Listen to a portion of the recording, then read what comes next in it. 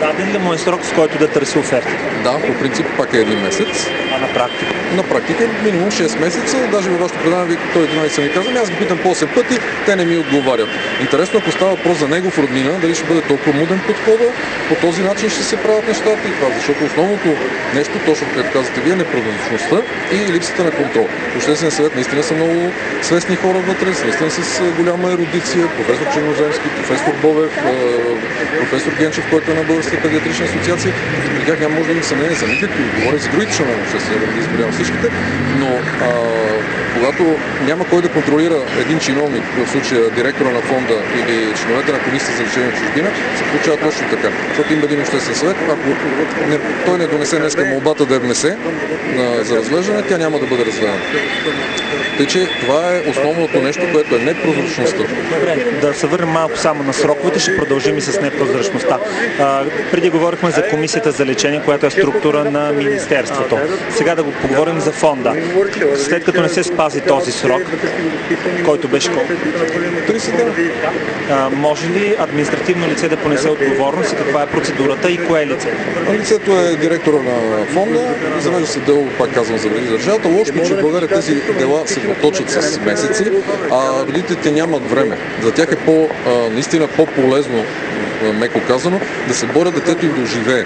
Не им се разправят до съдилище и такива неща. Наша работа, ваша работа, но в случай както вече стане и наша работа, да започваме такива случаи, да ги класифицираме, да се завеждат дела. Родителите, както и нашия сайт сега, само ги насочва. Казва къде какво, показваме всякаква помощ, експертна, каквото може да се прави. Има ли родител на такова болно детенце, който е завел дело за това нещо? В момента има подадена жалба преди 2 дена тук. Това е, казвам, жалбата тук е заведена, защото все пак трябва да се информират и те. Не знам, мисля, че днес би трябвало да е внесена в съда жалба от бащата на Симона Стойнова, Ивайло Стойнов, на когото фонда Обществен съвет разреши сума за лечение в чужбина, но директора на фонда с различни процедурни хватки, дори има ли направо подсвирване, да направи така, че бащата са събрани дарения за една седмица. Хората, българските хора, добрите хора в България събраха 15 000 евро, 50 000 евро, извинете, за да изпратят детето, при положение, че същите 50 000 евро бяха отпуснати на такова заседание. Това ви показва, защото решението на обществените е само средата на процедурата. След това няма кой да изконтролира директора, дали ще го донесе това нещо да бъде подписано при министъра, дали ще бъдат отпуснати пари, дали това те ще замине изобщо. Тук ще ви прекъсна за кратко, за да направим едно уточнение, че вътре в сградата зад нас, където заседава Обществения съвет, влезе и майката на момченцето Георги Борисов, който се нуждае от спешна операция в Съединените щати. Се нуждае от една спешна операция. То е уникален случай, защото момченце на неговата възраст е доживяло с заболяването, което има и уникален случай в цял свят. Това ли не представлява и уникално предизвикателство за медицината и медицинската практика. Майката е вътре на заседанието, за да ви обясня защо. Ние ще направим всичко възможно да изчакаме, дано заседанието да приключи в определените рамки, да може да излезе при нас и да ни каже какво става. Майката се наложи да влезе на заседанието, защото е страшно обезпокоена. По принцип фондът е намерил една оферта за една френска клиника, която изразила готовност да направи операция на Гошко. Тази оферта, направо даже ме е срам, че използвам тази дума оферта, защото тук става дума за живота на едно 6 годишно момченце. В този документ, в тази покана за извършване на тази операция, обаче френската болница не дава гаранции за изхода от операцията. Болницата е определила една цена, за която може да извърши определена операция, но не са описани също така конкретно процедурите, последователността, които ще бъдат извършени на детето. В същото време една щатска болница в Бостън е изпратила оферта, много казвам тази дума, предложение да направи операция на Гошко, като е посочила конкретно каква ще е операцията, дава гаранции, че тя ще бъде успешна със сигурност и извършва и посочва конкретно процедурите, които ще бъдат извършени с момченцето и наблюдението след това. Първоначално цената, която беше изпратена за осъществяването на тази операция от щатската болница в Бостън, беше около $800 000. След като в продължение на няколко месеца мудността на нашите чиновници български, които работят в този център, директора, изобщо процедурата, която забавя нещата. От щатската болница направиха един огромен реверанс и намалиха почти 3 пъти цената на операцията до $200,000. Но и до този момент Общественият съвет и Центъра за фонд за лечение на деца не е решил какво ще прави, какво трябва да се случи с Гошко. На практика неговия живот едва ли не зависи от тези хора, които са вътре, които заседават. Както виждате, обаче ние не можем да видим как заседават. На база на какви критерии те извършват подбора. На база на какво преценяват дали офертата от Франция, която е на стойност, трябва да кажа, €30,000, или да изберат офертата, която е на щатската болница на стойност €200,000. Дали тук не става дума за сметка на пари, дали не се мисли за пари или се мисли за здравето на детето, не можем да разберем нито ние, не можете да разберете и вие, защото не ни беше позволено да излъчим заседанието. Тъй като майката на Георги Борисов, Христина, е получила информация, че Комисията за лечение на деца и нейният председател не е представил щатската оферта с намалената сума на фонда. Във фонда в момента е поступила само офертата, която от Франция, и едва ли не това е единствена оферта, която може да накара за управител на Обществения съвет на практика да вземе решение да подкрепи.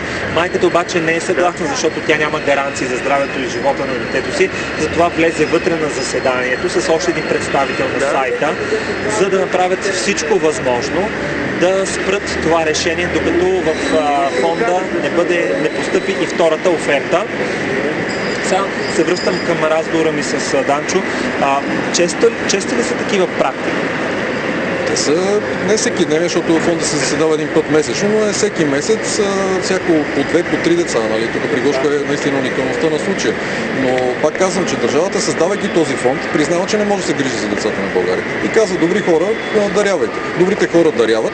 И след това чиновниците, назначени от тази държава, които си взимат заплатите от същите тези дарения. Дори в правилника на фонда пише, че дейността на фонда се издържа от даренията. И в момента господин Добрев взима заплата от моите пари, от вашите пари, за да не допусне останалите пари да отидат при Гошко. Така се получава. Същата тази държава, виждате, всеки месец такива панели, разправи и така нататък. Същата тази държава на края на годината обаче много тихо, без никакви умувания, без обществени съвети, връща по 500,000, 600,000, по-миналата година 1,2 милиона обратно в бюджета. С какъв мотив? Ами няма болни деца, няма деца, които да отговарят на нашите изисквания и те се връщат. Това са пари, които са наши и ваши. Как да няма деца, които се нуждат от тези пари и не могат да се лекуват, след като медиите са пълни с клипчета за СМС и за помощ за такива дечица? Ами, вижте, знаете, че един човек, когато загуби душа, той загуби зрение. Той не вижда тези деца, те за него са някаква статистика. Те приемат тези неща за някакви случаи, нас ни приемат за досадници. Всеки родител, който е тръгнал да лекува децето си за брак номер 1, самият министър казва за тези вашите, които казвате, призивите с СМС и кампаниите по това, трябва да се спре с тези кампании, защото станахме за резил.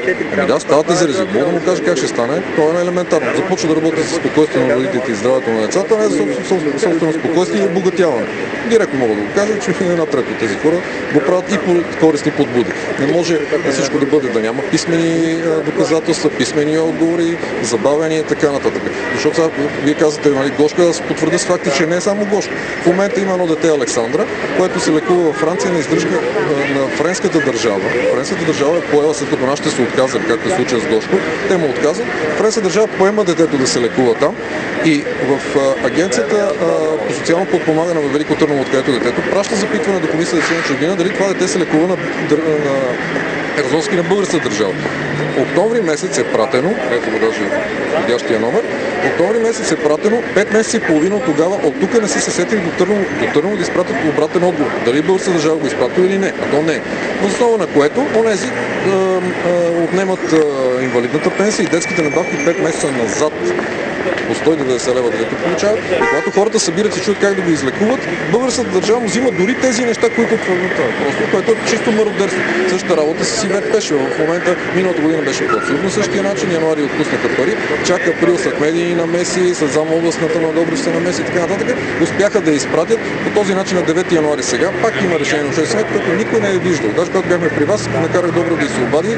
Да, бе, уредени са нещата по закон. Той е длъжен в двуседмичен срок да изпрати и решението на родителите, за да видят какво съдържа, къде ще бъде пратено, с каква сума, защото тя казва, аз никъде не го виждам това нещо, че бъде пратено. Дори на сайта го няма, това ще бъде сумата. Искам да ви помоля сега да изчакате малко при нас. Ние сме поканили и изразиха желание да дойдат при нас и представители на други неправителствени организации. Докато двамата гости разменят местата си, ще ви